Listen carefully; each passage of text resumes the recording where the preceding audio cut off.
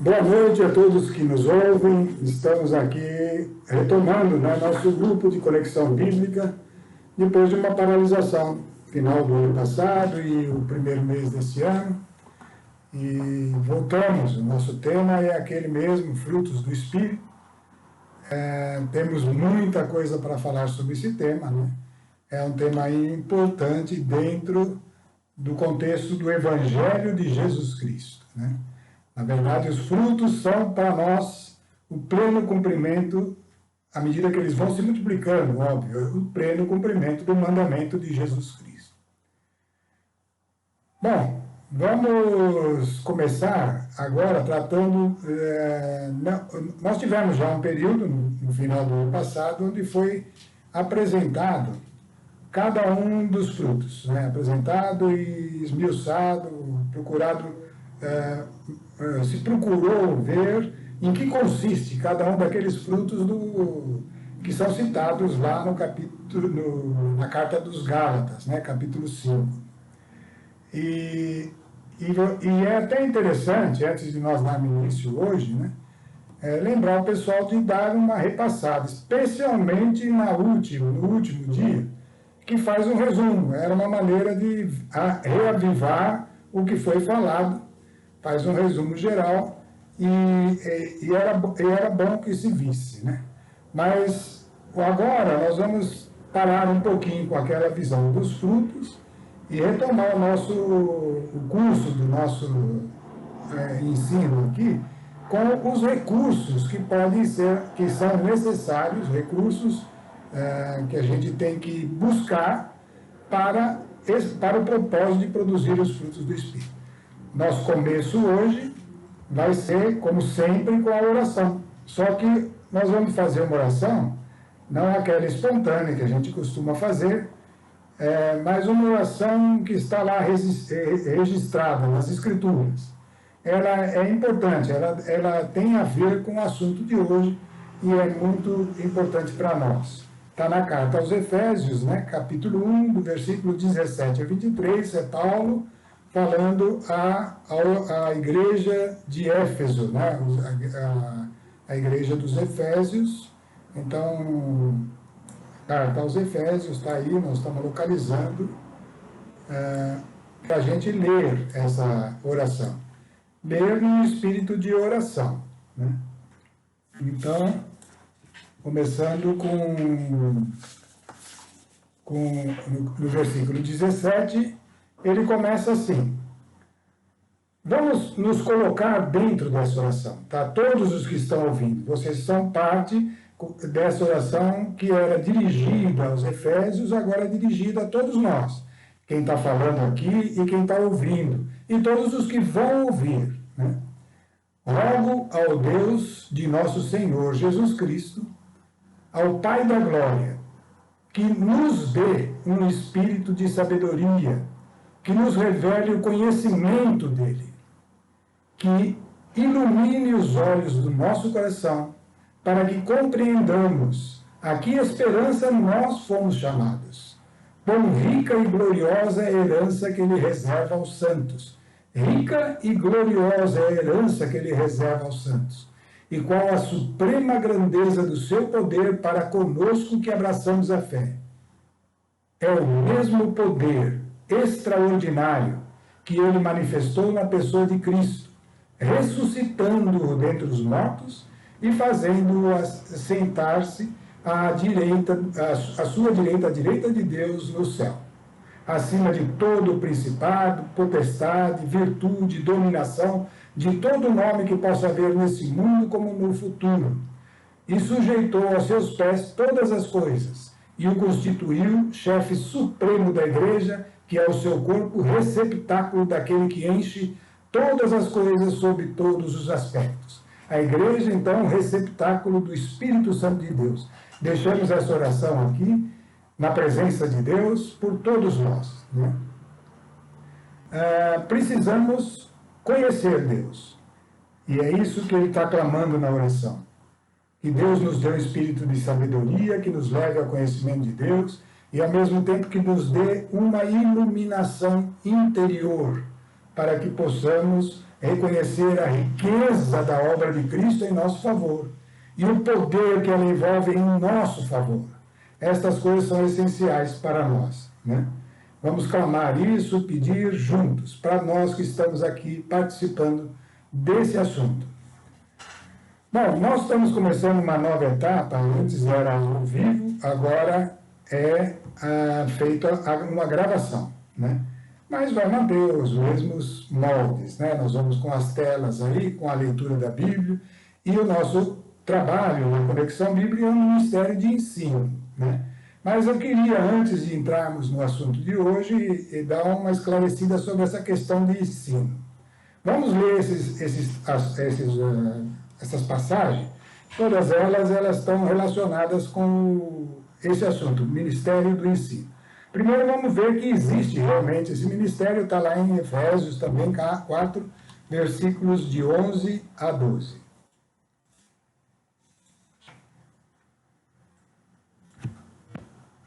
Então vamos lá. 11. Então Paulo está dizendo para a igreja, que Jesus Cristo na igreja constituiu alguns para apóstolos, outros para profetas, outros evangelistas, outros pastores e doutores. Essas 5 funções são conhecidas como ministérios de Cristo, né? Então, tem traduções que vão usando palavras um pouco diferentes, mas o apóstolo, assim, é o que está encabeçando os ministérios, né? E depois tem o ministério de profeta, com suas características, de evangelista, aquele que anuncia, que converte. É um ministério de conversão, é diferente. A Conexão Bíblica é um ministério de crescimento, por isso que é de ensino, né? Os pastores, que é aquele que cuida do rebanho, que chama, que mantém unido. E, por fim, os doutores, que em outras traduções está como mestres, né? São aqueles que procuram fazer o ensino. Para o aperfeiçoamento, para crescimento. Então, nós estamos tratando com pessoas convertidas e que, junto com a gente, e tanto quanto a gente, precisam crescer. O cristão precisa estar nesse processo de crescimento. É isso que Deus quer ver. Ele não quer ter um filho que é eternamente um bebê. Ele precisa se desenvolver, ele precisa crescer e ficando parecido com Cristo, né? Para isso ele tem os recursos, né? Precisamos crescer na fé, que nos leva à unidade do conhecimento do Filho de Deus. Os frutos é a natureza de Cristo e, portanto, temos que conhecer e chegar até a estatura da maturidade de Cristo. Isso é o crescimento, né? Então,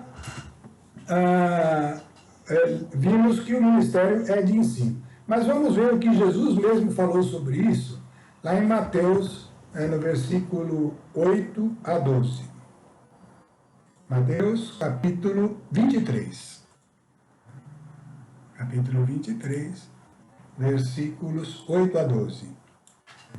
Então, ele disse assim: mas vós não vos façais chamar Rabi, porque um só é o vosso preceptor, e vós sois todos irmãos. A ninguém chameis de pai, porque sobre a terra, porque um só é o vosso Pai, aquele que está nos céus. E nem vos façais chamar de mestres, porque tendes um mestre, o Cristo. Então, aqui, eu queria ficar só até aí, né? Parece uma contradição. Existe um ministério da igreja delegado por Cristo, é Cristo que delega, né? Não é a pessoa que se coloca lá, ela vai sendo levada num relacionamento com o Espírito a assumir aquele ministério e, portanto, conduzida por Cristo. E ele mesmo fala: ninguém chamais de mestre, rabi ou pais, né? Porque essa pessoa não está assumindo uma condição de passar para aqueles que ouvem aquilo que, na verdade, é atributo de Cristo. Ela está dando uma orientação, uma direção. É isso que a gente precisa entender do nosso ministério aqui. Precisamos entender, porque às vezes a gente começa a achar que eu tenho que esclarecer todas as dúvidas com quem está falando, tenho que buscar aprender o que essa pessoa aprendeu. Não, o caminho é seu. Você vai ter que trilhar e a gente vai dar e procurar também encontrar o caminho melhor de crescimento para chegarmos à estatura de Cristo. Lá em Jeremias, capítulo, é o profeta Jeremias, né, no livro do profeta Jeremias, deixa bem claro que o ensino, quem dá é outra pessoa, que nós vamos ver agora, né? E essa pessoa vai estar dentro de nós. É ela mesmo que Jesus falou assim: não vou vos deixar sozinho. Eu vou enviar aquele lá, que vai falar aqui, e ele vos ensinará todas as coisas, né? Então vamos ver. Jeremias 31, de 31 a 34. Então é Deus falando, é o oráculo do Senhor, é o próprio Deus falando, usando como instrumento o profeta. Dias hão de vir em que firmarei uma nova aliança com as casas de Israel e de Judá. Então, uma nova aliança, diferente daquela da lei, né? Aquela era uma aliança que durou o seu tempo. Agora viria uma nova aliança com a casa de Israel e de Judá. Será diferente da que concluí com seus pais no dia em que pela mão os tomei para tirá-los do Egito, aliança que violaram, embora eu fosse o esposo dele. Toda aliança é uma união matrimonial, é um casamento, é uma aliança de vida, né? E aí ele começa a expor: eis a aliança que então farei com a casa de Israel, oráculo do Senhor, palavra do Senhor. Incutir-lhe-ei a minha lei, gravá-la-ei no seu coração, serei o seu Deus e Israel será meu povo. Então ninguém terá encargo de instruir o seu próximo ou irmão, dizendo: aprende a conhecer o Senhor, porque todos me conhecerão, grandes e pequenos, oráculo do Senhor. Pois a todos perdoarei as faltas, sem guardar nenhuma lembrança de seus pecados. Bom, estamos vendo aí, então, essa questão é uma introdução mesmo que estamos fazendo, né? Onde nós estamos explicando que o nosso ministério, o Ministério de Ensino, ele existe dentro do conceito da igreja, né? Aqueles que se convertem vão sendo conduzidos a chegarem em alguma dessas condições, e esse ministério tem que ser respaldado por outras coisas que nós vamos precisar chegar lá, os dons que auxiliam no crescimento, na edificação da igreja, né? Mas é um pouco diferente daquela visão do professor, do cara que está lá ensinando, fala: é assim, é assado. É algo que está escrito aí embaixo, é um estímulo ao conhecimento de Cristo, e esse sim revela o Pai, e esse é o propósito para chegar ao conhecimento de Deus. E esse é o caminho, Cristo é o caminho para chegar ao Pai. Bom, dentro de tudo isso, nós estamos vendo que o conhecimento de Deus vai nos levar a conhecer qual é a vontade de Deus, né? E essa vontade é uma coisa que todo mundo quer saber. Pensa assim: nossa, mas qual é a vontade de Deus para mim? A gente pensa que tem uma vontade específica para nós. E tem realmente, né? Pensa que Deus tem um plano para nós. Então vamos tratar um pouquinho disso, né? Para que a gente vá nos colocando aí dentro do caminho que a gente quer orientar para o desenvolvimento dos frutos, e que vai auxiliar no desenvolvimento dos frutos do Espírito, aquilo que a gente já estudou e que deve aperfeiçoar. Então vamos lá. Está em Romanos 12, versículos 1 e 2. A carta aos Romanos, no capítulo 12, versículos 1 e 2. Vai falar de um propósito de Deus para nós, né? E esse propósito é necessário conhecê-lo pelo menos sabendo que essa é a vontade de Deus para nós, porque é isso que é o sentido dos frutos, né? Eu vos exorto, pois, irmãos, pelas misericórdias de Deus, a oferecerdes os vossos corpos em sacrifícios vivos, santo e agradável a Deus. Esse é o vosso culto espiritual. Vamos falar um pouquinho sobre isso, só para a gente entender, né? Ele está dizendo para aqueles que ele estava dirigindo essa exortação, que no caso eram a igreja de Roma, né, dos convertidos que existiam em Roma, e agora vale para nós, os convertidos aqui que estamos ouvindo essa nossa reunião de conexão bíblica. Pelas misericórdias, a ofereceres os vossos corpos em sacrifício vivo, santo, agradável a Deus, esse é o vosso culto espiritual. O que seria isso? É colocar o seu corpo ali, isso é você quem manda, você deve dominar o corpo, oferecendo-o a Deus. Como isso? Por exemplo, quando você deixa tudo para ouvir a palavra de Deus, para ouvir a pregação, quando você vai à igreja, quando você procura um tempo para ler a palavra de Deus, você está colocando o seu corpo submisso a uma oferta a Deus, porque é lá que está Deus, né? Então você está se expondo a Ele, e esse é o nosso culto espiritual. Não vos conformeis com esse mundo, mas transformai-vos, era aí que eu queria chegar, transformai-vos pela renovação espiritual, renovação do vosso espírito, para que possais discernir qual é a vontade de Deus. E aí deveria ter 2 pontos, ó. O que é bom, o que é agradável e o que é perfeito. Essa é a vontade de Deus. A vontade de Deus é o que é bom para nós, é o que é agradável para nós e o que é perfeito para nós, né? E precisa que haja uma transformação para aquilo que é verdadeiramente bom, seja bom para nós. Aquilo que realmente é agradável, seja agradável para nós. E aquilo que é perfeito e que está em Deus, seja perfeito para nós. Precisa de uma transformação.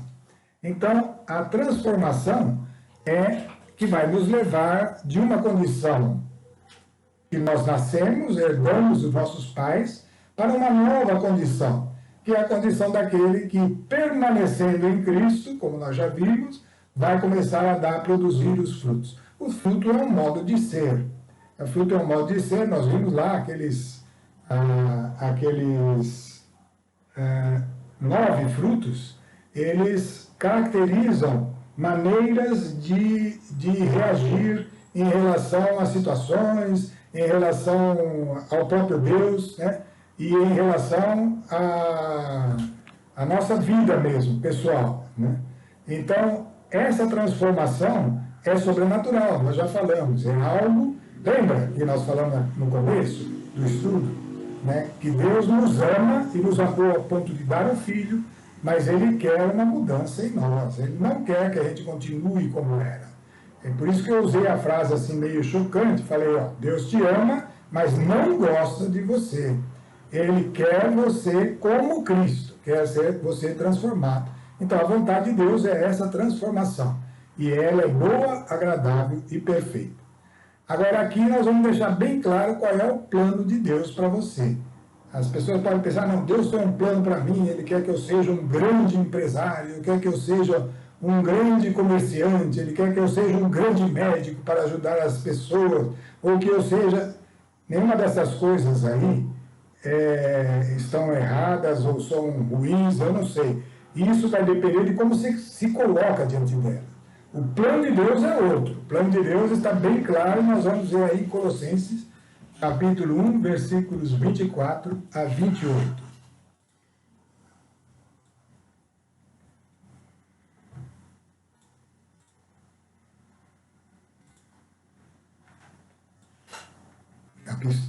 Colossenses, estamos abrindo aqui na nossa Bíblia, na internet, né? Colossenses, capítulo 1, versículos 24 a 28. Agora me alegro, então é Paulo também falando, né? Essas cartas, a maioria delas são de Paulo, né? Agora me alegro nos sofrimentos suportados por vós. Então ele, como apóstolo, suportava alguns sofrimentos pela igreja. E o que falta às tribulações de Cristo, completo na minha carne. Isso realmente é um encargo do apóstolo. Ele vai lá e todo o seu esforço, o seu sacrifício vivo, ele coloca o seu corpo nesse sacrifício vivo para dar continuidade à obra de Cristo, que é o corpo, que é a igreja, que é o seu corpo e que é a igreja. Dela fui constituído ministro em virtude da missão que Deus me conferiu de anunciar a vosso favor a realização da palavra de Deus.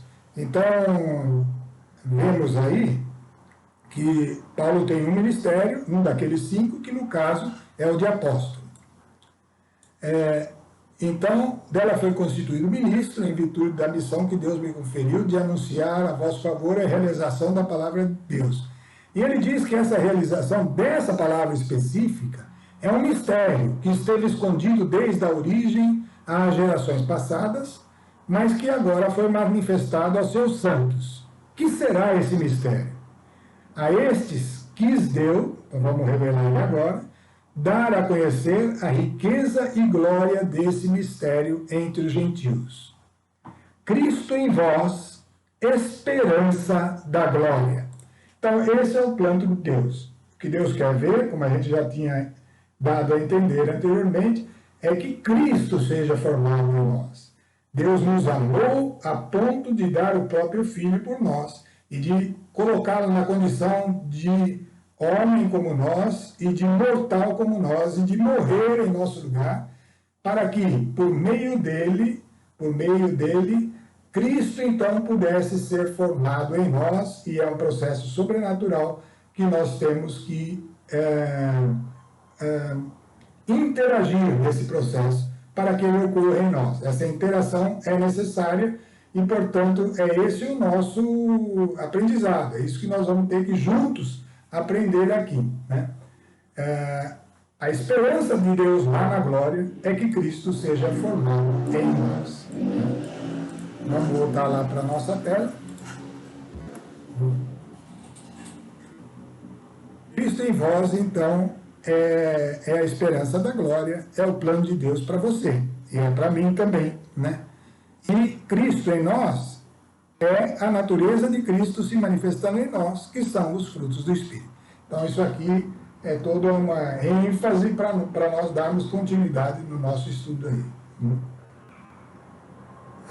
Revelação de Cristo, né? Nós estamos falando que a Bíblia leva ao conhecimento de Deus. E conhecer Deus é conhecer o Filho. Jesus mesmo falou, quem me vê, vê o Pai, né?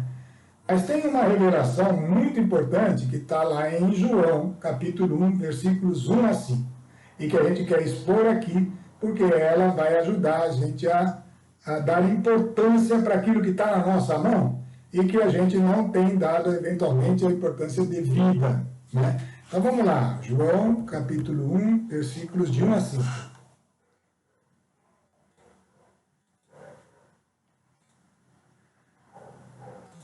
Esse modo de ver Cristo, João teve e é maravilhoso, né? João é o apóstolo amado e ele era o discípulo amado. Ele mesmo se tratava assim porque sabia o quanto Deus tomou a sua pequenez e foi trazendo ele para junto de si, a ponto dele ele sentir esse amor de forma tão intensa, né? No princípio era o Verbo, é João falando. E o Verbo estava junto de Deus, e o Verbo era Deus. Ele estava no princípio junto de Deus. Então quem será esse Verbo? Tudo foi feito por ele, e sem ele nada foi feito. Nele havia vida, e a vida era a luz dos homens. A luz resplandece nas trevas, e as trevas não a compreenderam. Então, é aqui. Esse Verbo, então, é Jesus. Ele está se referindo a Jesus. É o Verbo de Deus. Ele estava com Deus desde a criação. No momento inicial da criação, ele estava com Deus. Desde antes da criação. No princípio anterior à criação que nós vivemos, né? O Verbo já estava com Deus e o Verbo era Deus, né? E tudo foi feito por ele. Aí sim, a criação toda foi feita por ele. Sem ele, nada foi feito. Nele havia vida, e a vida era a luz dos homens. Agora a luz está aí, resplandecendo para nós. E nós precisamos compreender. Porque senão estaremos nas trevas. As trevas não compreendem essa luz. Então, vamos voltar na sequência, né? Essa é uma revelação de Jesus. Ele é o Verbo, né? Por ele ser o Verbo e por meio dele, tudo ter sido criado, existem 3 níveis que eu estou citando aqui, é eu que estou pondo isso, né? Esses 3 níveis. E vocês podem conferir, indo lá, porque o processo é aquele. Você tem que ir vivendo aquilo que aparentemente é um ensino, para que você possa fazer o seu ensino com aquele que verdadeiramente ensina, que é o Espírito Santo. Ele veio e ele nos ensinará todas as coisas de dentro para fora, né? Então, eu digo que a revelação de Jesus Cristo pode ser vista de três formas: nas obras, na lei e os profetas, e no Evangelho de Jesus Cristo, em três níveis, inclusive, num nível crescente, né? De 1 a 3. Então vamos lá, nas obras. Vamos ler como que ele se revela nas obras. Então nas obras está lá Gênesis 1, capítulo 1, é o primeiro versículo. A gente nem precisava abrir, porque todo mundo conhece, né? Então está lá escrito: no princípio Deus criou o céu e a terra. A terra estava informe e vazia, e as trevas cobriam o abismo, e o Espírito de Deus pairava sobre as águas. Queria ver que você prestar atenção nesse versículo. Então existia uma disformidade vazia, um espaço vazio. Em outras traduções mais antigas falava do caos, né? Havia o caos e a treva cobriu o abismo, e o Espírito de Deus pairava sobre o caos. Então, essa é a situação inicial da criação, né? Mas o Espírito de Deus pairava sobre as águas, ou sobre o caos, ou sobre essa situação inicial do nada, né? No princípio, Deus criou o céu e a terra, mas até tudo isso era informe e vazio, e esse vazio, sobre ele pairava o Espírito de Deus. E na sequência vem: e Deus disse. Então, eu vou parar aí, porque Deus vai dizer muitas coisas aí para frente, mas o que nós queremos voltar no nosso foco lá é no seguinte: Deus, o Espírito de Deus, sobre as águas, ou sobre aquela situação disforme, e Deus disse. Então, temos aí o Verbo mais o Espírito. Esses são os dois elementos necessários para criar todas as coisas. Aí, o verbo, a palavra, e agora eu já estou pondo para você: o verbo é a palavra, que é Deus disse, mas o Espírito gera vida, e gera vida, e nós vimos que Jesus é a vida, né? Então, eu sou o caminho, a verdade e a vida, ele disse, né? Então, o verbo mais o Espírito é que promovem a vida. Como foi isso? Como foi esse mover? Está escrito de uma maneira muito bonita em Provérbios 8, de 22 a... Eu até vou ler porque é muito, muito bacana de ver, né? A figura que é colocada, onde o Espírito se manifesta, se personifica na sabedoria e mostra como ele estava nesse momento, né? Então está lá em Provérbios 8, de 22 a 31. Vamos lá. Então, é o Espírito Santo falando como se fosse a sabedoria, que é um dos atributos mais marcantes do Espírito Santo. O Senhor me criou como primícias de suas obras, desde o princípio, antes do começo da terra. Desde a eternidade fui formada. É a sabedoria falando. Antes de suas obras e dos tempos antigos, antes de tudo. Ainda não havia abismo quando fui concebida, e ainda as fontes das águas não tinham brotado.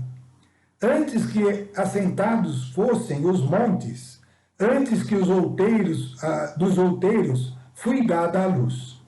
Antes que fossem feitos a terra e os campos, e os primeiros elementos da poeira do mundo.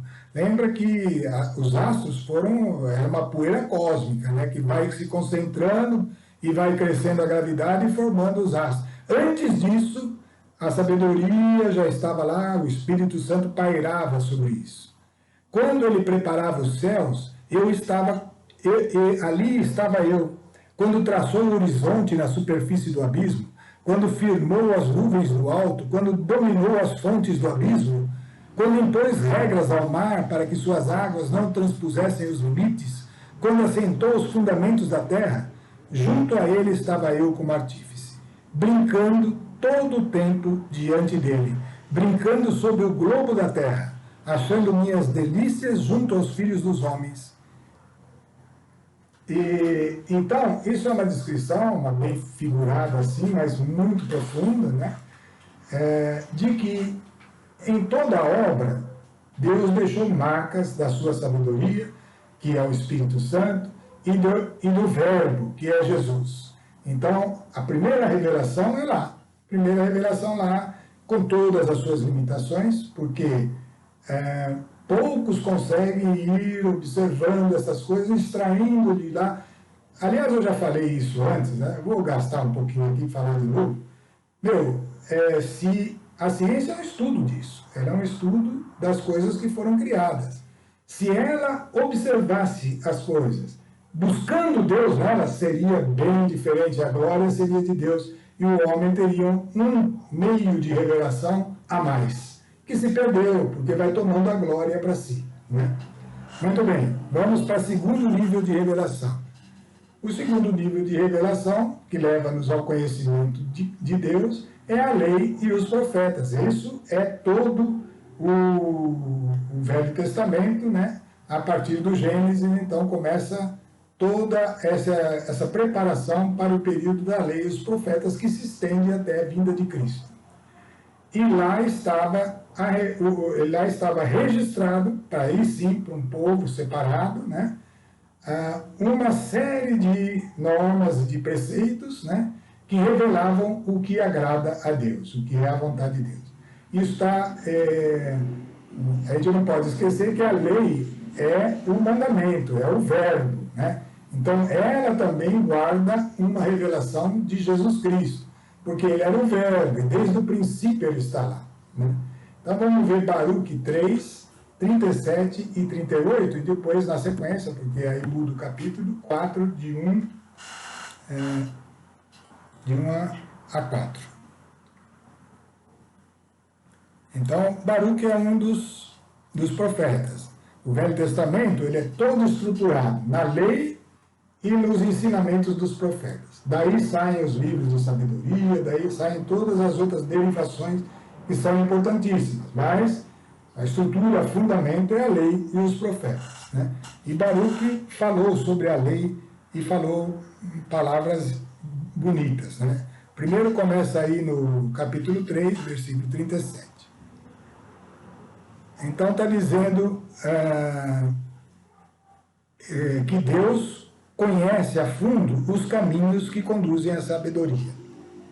Na verdade eu vou ler do 36. Ele é o nosso Deus, e com ele nenhum outro se compara.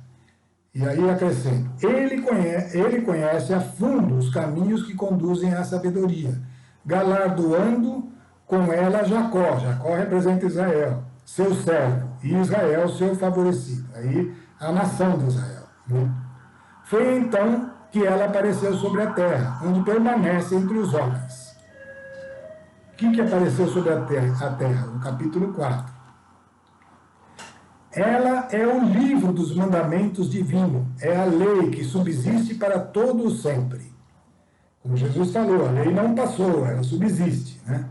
É o livro dos mandamentos divinos, é a lei que subsiste para todo sempre. Todos aqueles que a seguem adquirirão a vida, e os que a abandonam morrerão. Então é entre a luz e as trevas, né? Volta para ela Jacó, aí é uma exortação do profeta falando para Israel, abraça, caminha ao seu encontro, ao esplendor de sua luz. Não entregues a outros esta glória, nem relegues esta salvação à nação estrangeira. Ditosos somos nós, Israel, porque a nós foi revelado o que agrada a Deus. Então, nós sabemos que a lei é o que agrada a Deus. Ela mostra a vontade de Deus e ela é a expressão do que agrada a Deus. E quem é que agrada a Deus? Deus falou, o próprio Deus falou, eis aí meu filho, em quem eu pus todo o meu afeto. Por isso a lei é uma manifestação de Cristo que agrada a Deus, e Jesus é aquele que verdadeiramente agrada a Deus, e por isso que eu disse, Deus quer Cristo em nós. Ele quer Cristo em você e em mim. E por fim, a terceiro nível de revelação, que aí sim é o que nós deveríamos estar vivendo, o Evangelho de Jesus Cristo, a nova aliança. E aí, eu não vou pegar nem texto, porque teria inúmeros textos para mostrar sobre o Evangelho, né? Mas a gente já conhece.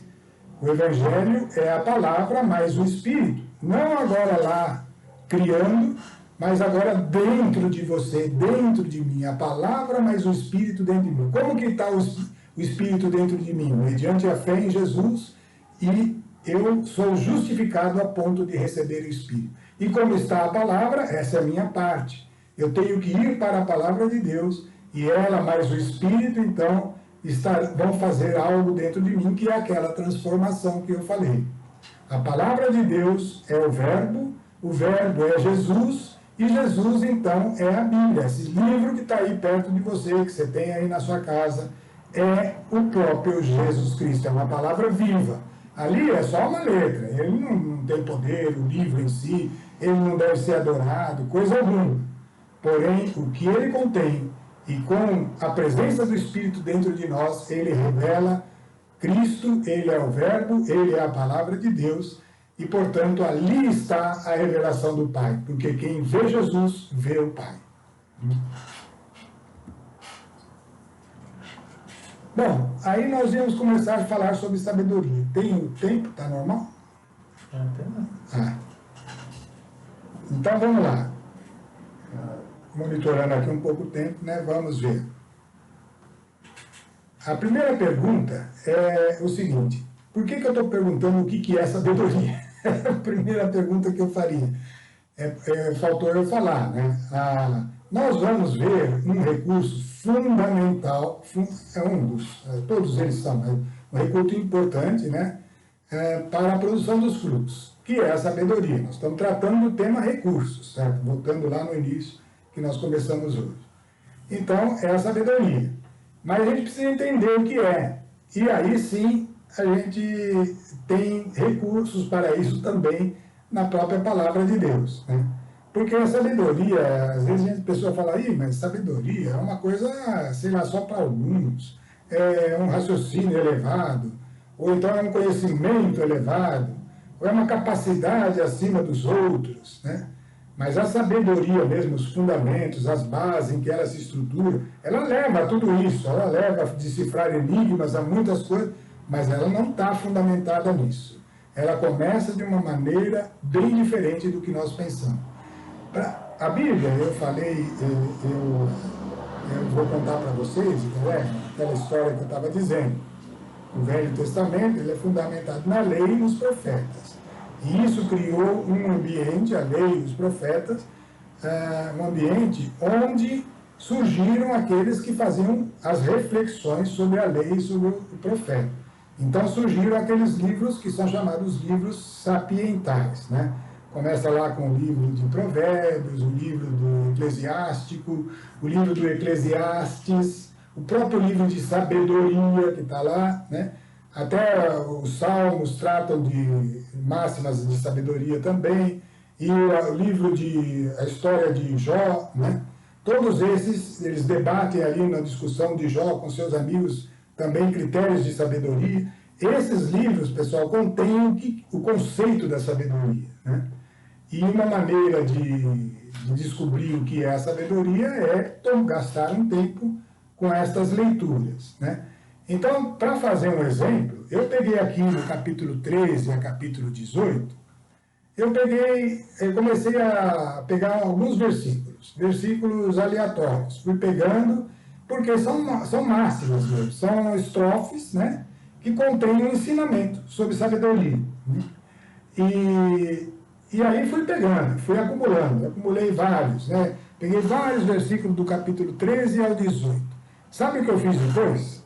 Eu destaquei em cada versículo o que era, o que se falava, o que enfatizava como sabedoria, como sábio, e o que se enfatizava como o oposto à sabedoria, né? Que eu estou chamando aí de tolice, mas não tem outra palavra.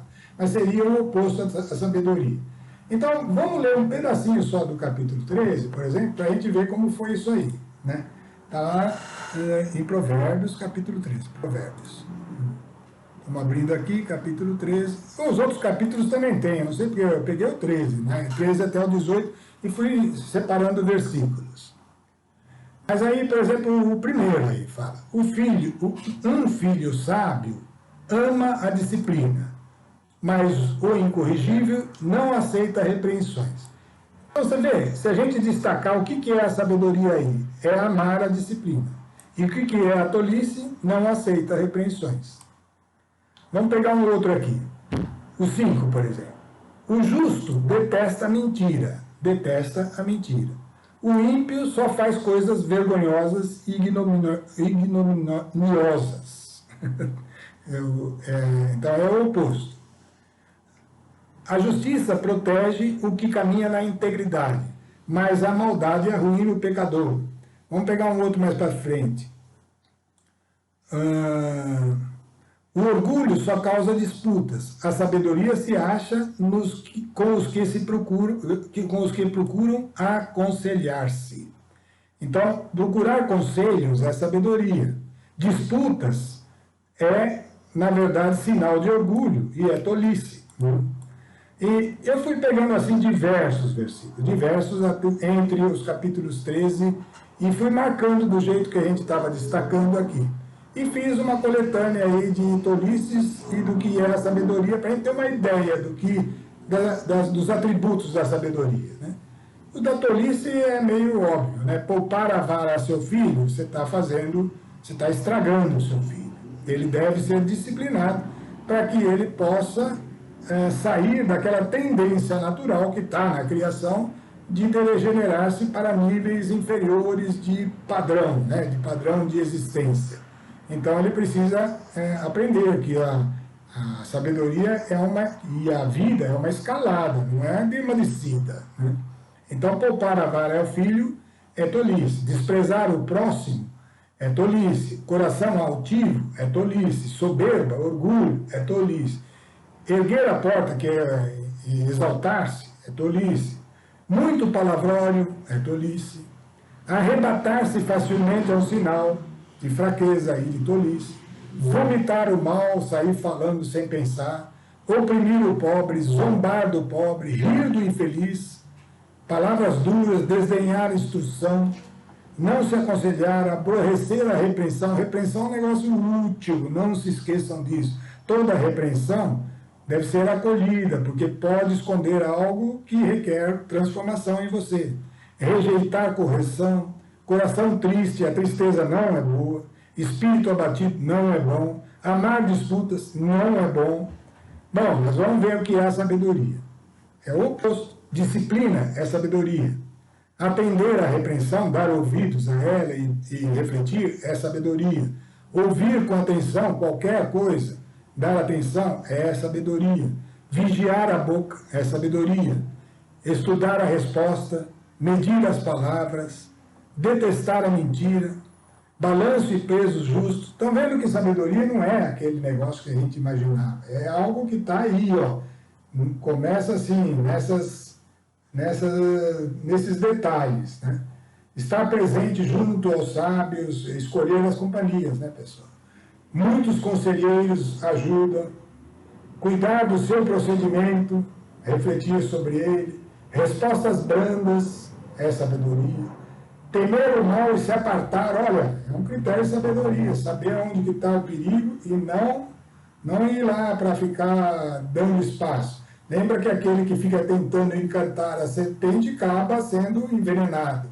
O temor do Senhor é sabedoria. Prudência, ser prudente é sabedoria. Evitar o mal. Compaixão é sabedoria. Testemunha fiel, falar com fidelidade, com justiça.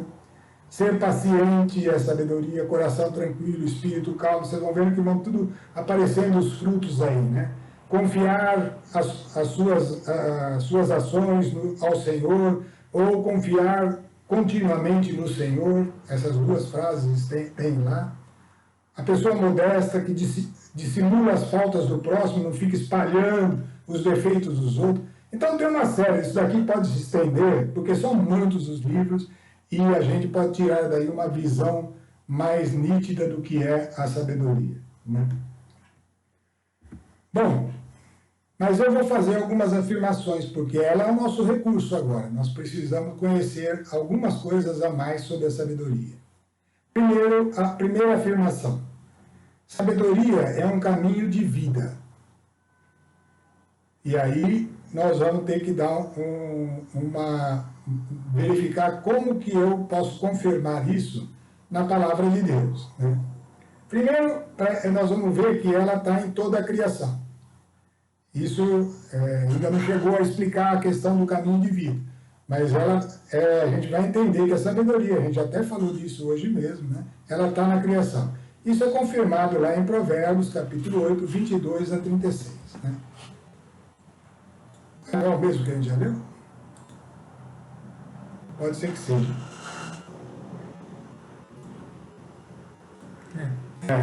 Isso mesmo. É aquele lá que a gente leu e a explicação a gente já fez. Ela está em toda a criação e foi ali formando o Espírito mais a palavra, né?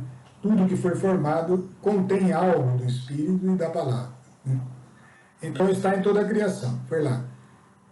Mesmo Jesus, se você vê aí esse Mateus 6, 26 a 30, ele vai estar falando, é aquela passagem do sermão da montanha, em que fala, olhai os pássaros do céu, eles não semeiam nem ceifam. Vamos ler, Mateus, capítulo 6. Olhai as aves do céu, não semeiam nem ceifam, nem recolhem nos celeiros, e vosso Pai Celeste as alimenta. Não valeis vós muito mais do que elas? Qual de vós, por mais que se esforce, pode acrescentar um côvado à duração de sua vida? E por que vos inquietais com as vestes? Considerai os lírios do campo. Não trabalham nem fiam. Entretanto, eu vos digo que o próprio Salomão, no auge de sua glória, não se vestiu como eles. Se Deus veste assim a erva dos campos, que hoje cresce, amanhã é lançada ao fogo, quanto mais a vós, homens de pouca fé. Bom, eu peguei esse texto para mostrar aqui, olha, lá é Jesus apontando. Observa essas coisas. Se eu cuido de tudo isso de uma maneira a prover algo de bom, né? Não cuidarei daqueles que me buscam. Então, essa é uma coisa que a própria criação ensina. E Jesus usa muito isso em todas as parábolas, né? Pegar situações que se vê na obra criada e tirar dali ensinamentos, né? Então, a sabedoria está, portanto, também no homem natural, porque ele é parte da criação. Romanos 2, versículos 12 a 30.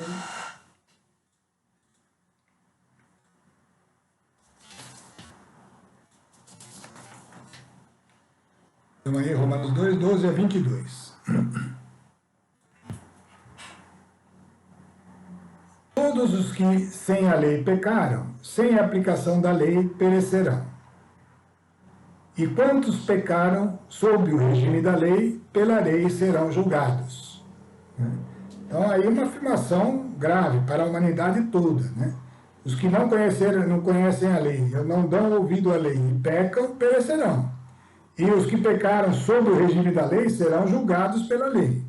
Porque diante de Deus não são justos os que ouvem a lei, mas são tidos por justos os que praticam a lei. Aí ele vai falar o seguinte, os pagãos que não têm lei, vamos pensar uma pessoa que não conhece Deus. Então, não conhece Deus, não tem a lei.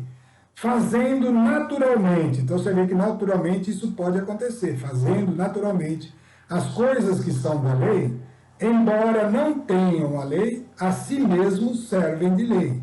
Eles mostram que o objeto da lei está gravado nos seus corações, dando-lhe testemunho a sua consciência, bem como os seus raciocínios, com os quais se acusam ou excusam naturalmente.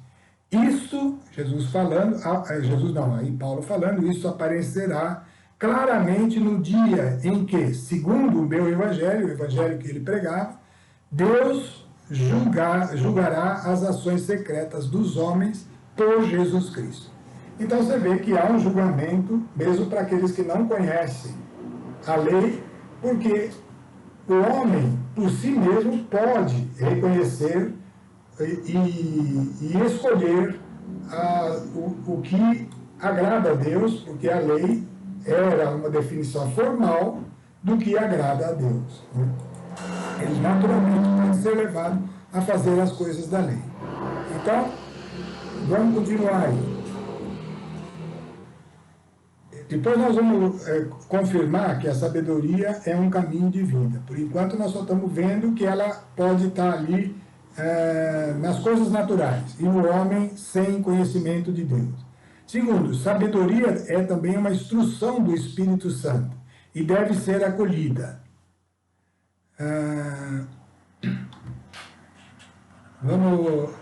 Deve ser acolhida. Então, precisa pedir, ou seja, para nós possuirmos a sabedoria, nós vamos ter que pedir.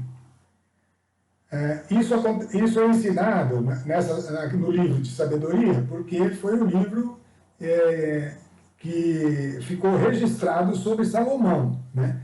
E ele foi aquele que, diante do desafio do reino e da incapacidade que ele via em si mesmo, ele não pediu riquezas, não pediu vida longa, não pediu vitória sobre os inimigos, mas pediu a sabedoria. Então, nesse livro aí, a gente vai ler aí Sabedoria 6, versículo de 11 a 19.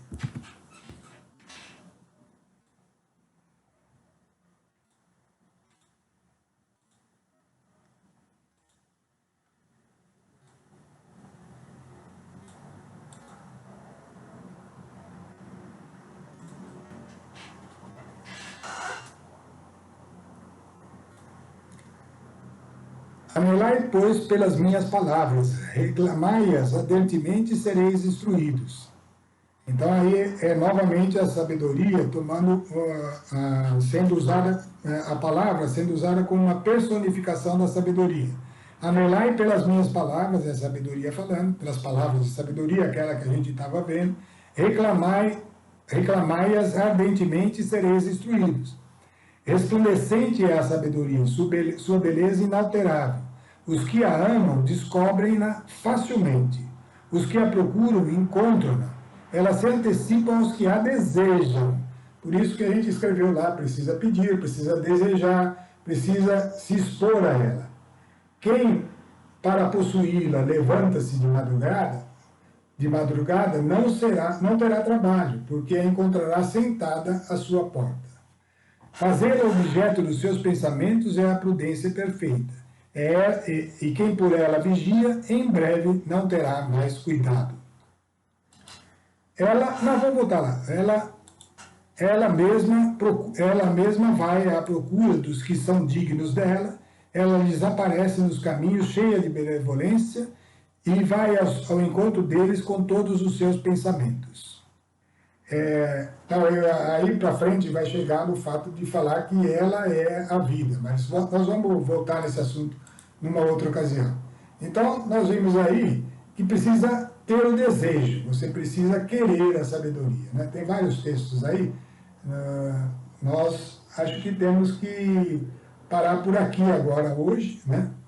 E a gente vai voltar, vai dar uma repassadinha nessa parte de afirmações, porque elas são interessantes, elas vão levar a gente a uma conclusão importante para usar a sabedoria como recurso para chegar ao nosso propósito, que são os frutos do Espírito. Muito bem, então eu vou encerrar com a nossa oração. Agora sim, estamos aqui reunidos em nome do Pai, do Filho e do Espírito Santo.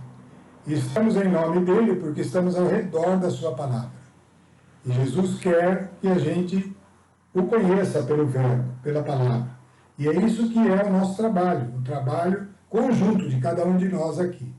Então, em nome dele, nós tomamos a liberdade de clamar essa revelação, essa iluminação interior que nos leve ao conhecimento de Deus, que nos leve à manifestação dos frutos de Deus em nossa própria vida, para que eles sejam úteis para aqueles que estão à nossa volta.